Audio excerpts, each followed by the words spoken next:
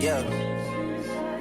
My loves, it's me, Keisha, aka Color Me Pynk, and I'm here with a brand new all tea, all shade Real Housewives of Miami season 5, episode 3 review. I drop videos Monday through Sunday. Everything that I say is meant for entertainment purposes only, not to be taken seriously. So if that works for you, then let's get into this review. The episode picks up exactly where we left off on episode 2 with Lisa still spiraling. Lisa is triggered. She is a wreck, honey. She is shaking. She is so angry, child. So they all sitting down and she confronts Larsa again. And I'm like, girl, how many more times we gonna have this same goddamn conversation? You started it. She finished it. End of discussion, girl. Get the fuck over it. So they going back and forth. And Marisol was like, y'all, I'm not going to let y'all do this at my best friend's, wedding. Like, y'all need to chill. Now is not the time. Y'all not going to do this. So she gets up and walks away. And I'm surprised we didn't see her with a drink in her hand because she is a drunk. Her and her drunk coochie child is a mess. So Lisa was like, you better shut your effing mouth about my effing family. You were being malicious. You knew exactly what you were doing. And she pointed her finger in Larsa's face. And I noticed Larsa did not book back, child. Larsa know who to really go there with and who not to go there with. And I was shocked at the way Lisa handled her. I didn't think Lisa had it in her, but Lisa got some nuck in your buck. in her. No wonder she said she ain't got no close relationship with her family, meaning Lisa been out here having a scrap, for herself, honey. So she ain't got no punk in her, all right? So Larsa is like, girl, I don't want to argue with you. I don't want to fight with you. So we then see Marisol talking to the guys, talking to the girls' husbands about, guess what, her favorite topic, drinking. She tells me, I never get hungover. And she brags about how she can outdrink any of the guys. I'm like, I know you can, girl. I know when you get an IV, it has nothing but Jose Cuervo in it. Like, you are a walking alcohol bottle, lady. Like, it's not even funny. It's low-key sad. So Lisa was like, once again to Larsa, they done moved to a whole nother section, y'all. She's still talking about it. She will not let it go. So at this point, she's saying to Larsa, you need to walk the plank. You're not being a friend right now. And so the girls is like, come on, y'all, like, just chill. Like, y'all just need to squash this.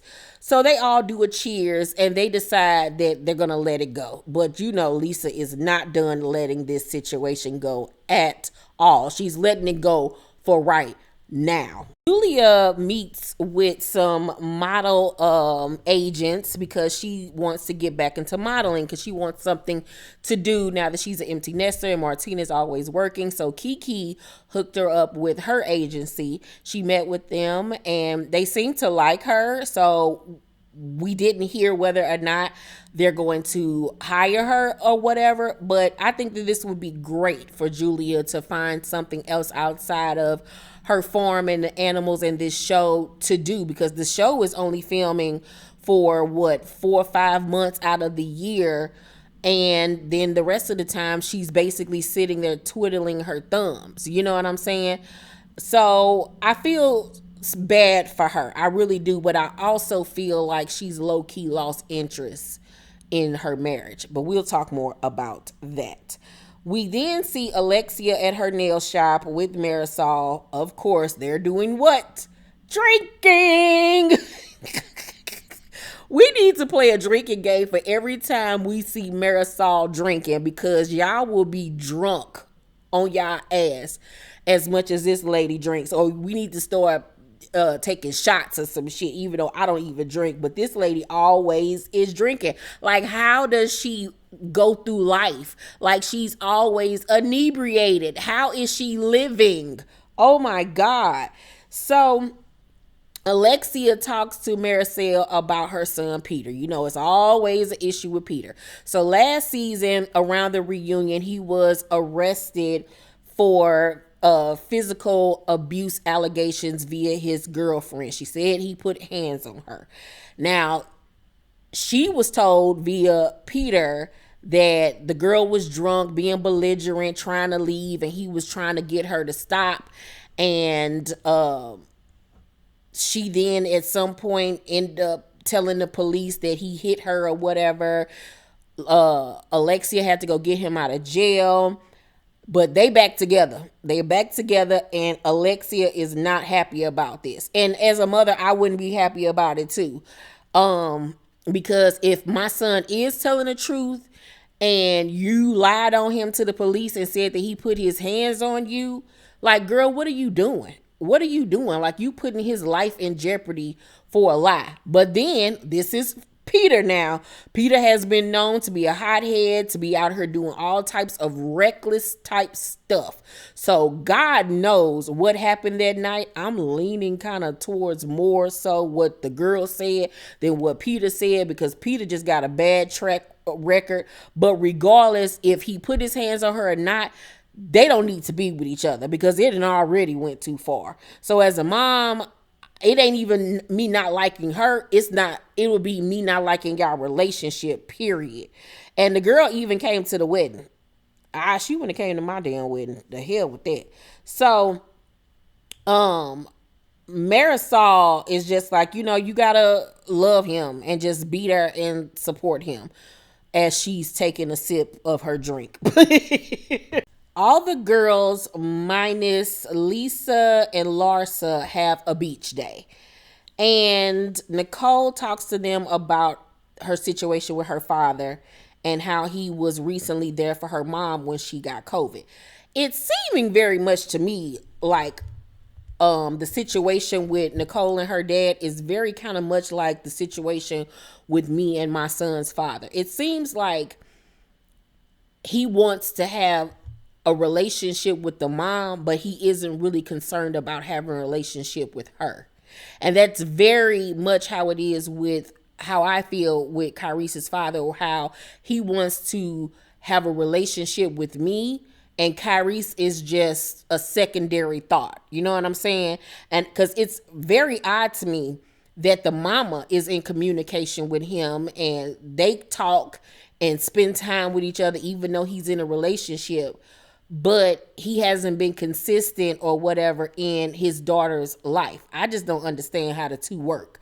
And based off a conversation that we'll see, I believe in episode 4, or either this episode, I can't remember, it kind of reconfirmed what I was already feeling about the dad.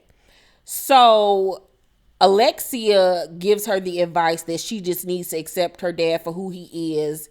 And in her confessional, she says that Nicole acts like a snotty daughter. And at the end of the day, that's her father and she should respect him. And I'm like, girl, you the last person to talk, because Yoki is out of damn control, girl. Girl, please have several. I understand about respecting thy mother and thy father, but at the same token, it needs to be respect thy children as well. You know what I'm saying? Because your children aren't meant to be put on this earth to be your punching bag. Okay? So I don't agree with that at all. Now, does it get to a point where you do have to accept people for who they are because you know they just not going to change? Yes. But does that mean that they have to have a place in your life? Absolutely not, especially when it's toxic and it hurts you. So I don't necessarily agree with that. So Gertie and Adriana arrive last, and Alexia tells Adriana that her new boo thing is very much married. Adriana don't believe it though. She was like, girl, that man is not married. And she like, okay, I'm just telling you what I heard. I'm trying to give you the heads up. So I don't know if we gonna find out if this man married or not, but that's what Alexia is saying. Alexia, in the conversation of Lisa versus Larsa again, once again has Lisa's back. Meanwhile, the other girls have Larsa's back with the fact that they felt like Lisa was in the wrong and she took it too far. So Lisa apparently in a phone conversation with Alexia told her that she manages her and Lenny's finances. But in her confessional, Alexia don't believe that shit at all. At all. And I'm like, girl, you now Lisa, Lisa girl, you know damn well you are not handling y'all fucking finances with the way that that man act towards you and how aloof you are about life. Girl, you ain't bit more handling no accounting. Girl, get out of here. You probably ain't called up a light company, a gas company ever in your life since you been with him. Girl, now, that was a lie that was so far out there that I don't even know how that came out your mouth. Girl, stop. So, Alexia says that she told her, you need to find out whether or not your name on that deed, girl. I know you saying y'all don't got no mortgage, but you at least need to find out if your name on that deed. And with how things is going between them and how we seeing how Lenny ass is, wouldn't be surprised at all if her name was not on that deed at all. Would not be surprised. And I'm like, girl, you better listen to Alexia on this one. She ain't steering you wrong. She is not steering you wrong at all. Alexia meets up with her son, Peter, so they can have lunch and talk. And it seems like we have one of these scenes every season of Miami with Alexia and Peter, where they talking about basically her being blamed for being a horrible mother and how they praise the father and she gets all the blame for everything. I feel like we have seen this conversation, like we literally have seen her have this same conversation with this boy since season 1 of Miami, since season 1. And so they sitting down talking about Peter's relationship with this girl and how, basically she don't like the fact that he with her. And Peter was like, every girl I date says that you're difficult and defensive. And she was like, so I'm the problem. I feel like the mom always gets the beating and your dad is perfect. He can do no wrong in your eyes. And, her feelings was hurt by that. I do think that she probably is one of them mothers where nobody is good enough for her problematic ass son. Child. But I also feel like Peter probably does not have the best taste or choice in women either, and he ain't no prize his damn self. But what I couldn't not focus on was the fact of, for the first time, I noticed how much Alexia and Teresa Giudice favor with all of the fillers and the lip fillers and stuff that they have in their face. She just has a lighter blonde hairstyle, but her and Teresa literally could be sisters. What y'all think? Y'all think they look alike, or is it just me? Am I reaching? Let me know down below in the comment section, because these hoes look alike, child. Them lips is twinning. At the end of the episode, we see Lisa and Lenny having a romantic dinner for two outside in the back of their home. Lisa, of course, planned everything. That nigga ain't planning shit for her ass.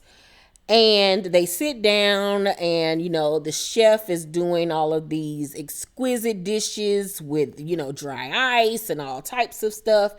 And Lisa was like, you're so skinny. Your face is so small. She was like, you're doing so much. I feel like I need to step it up. And, he just give his typical head nod, not interested in shit she got to say.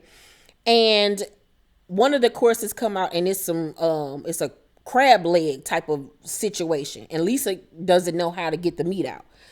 So she kind of like fumbling all over the place. And she finally figures it out. And she was like, ultimately, I can do stuff by myself, but I always like for you to do it for me. And she thinks that she's being like cutesy. And Lenny literally rolls his eyes. Like, this ditzy lazy bitch, like, he cannot stand her. And it's honestly heartbreaking to watch, because I feel like sometimes she's oblivious to it, or it's either a situation where she knows how he feels about her. She just tries to act like it's not happening. And I'm leaning more towards the latter, where she's very much what's the word I'm looking for? Conscious of the way he feels about her.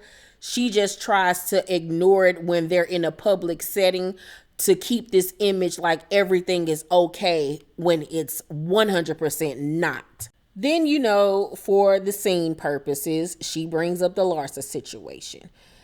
And he could not be any more disinterested in this conversation. He does not care about the housewives. He does not care about these silly beefs.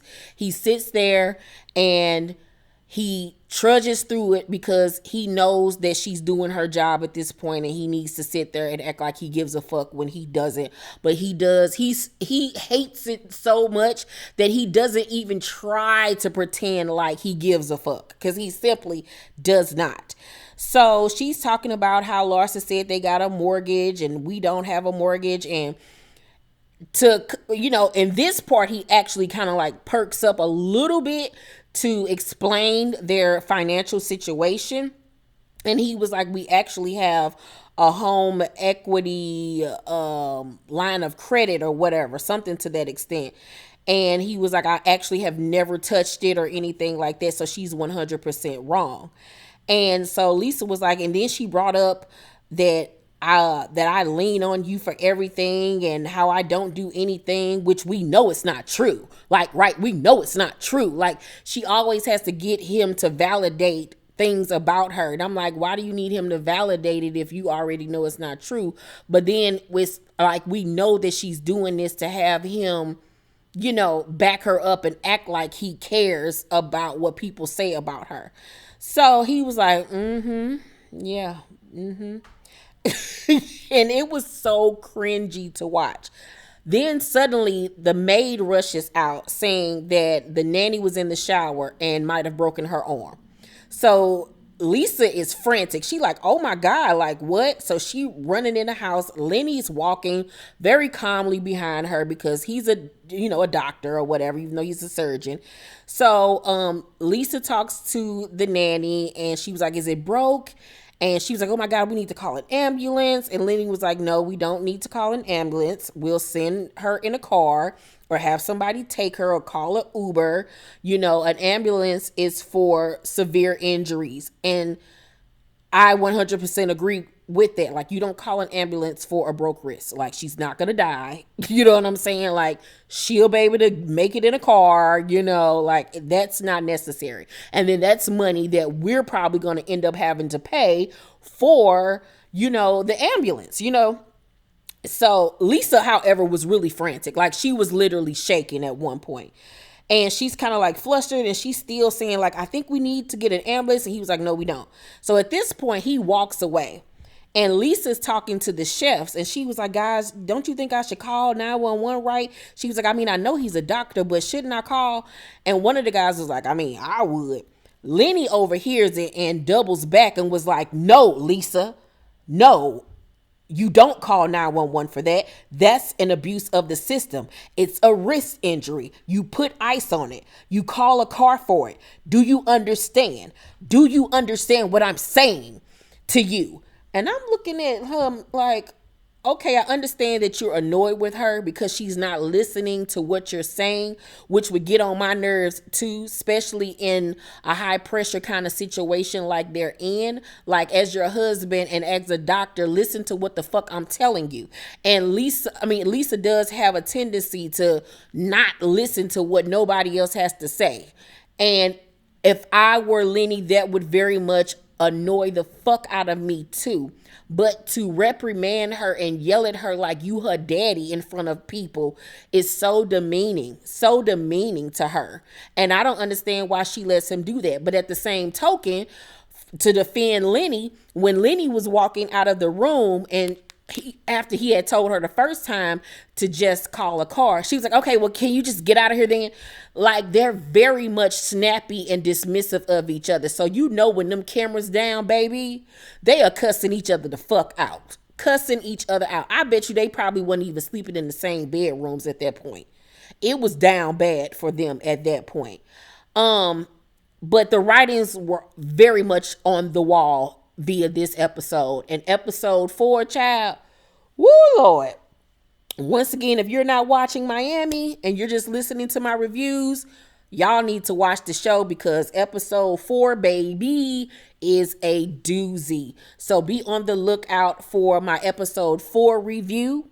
But until then, let me know what you guys thought about this episode. Overall, I'm going to give this episode A- because the middle section at the beach was a little boring to me. You know what I'm saying? I just felt like it was a filler scene. It was like the beginning and the end of this episode was where the juice and the drama was at. But the girls are bringing it. The Miami girls are bringing it. Let's talk down below in the comment section, you guys. Make sure to thumbs up this video, like and subscribe, and hit that notification bell button. I love you guys, and I'll see you on the next video. Bye.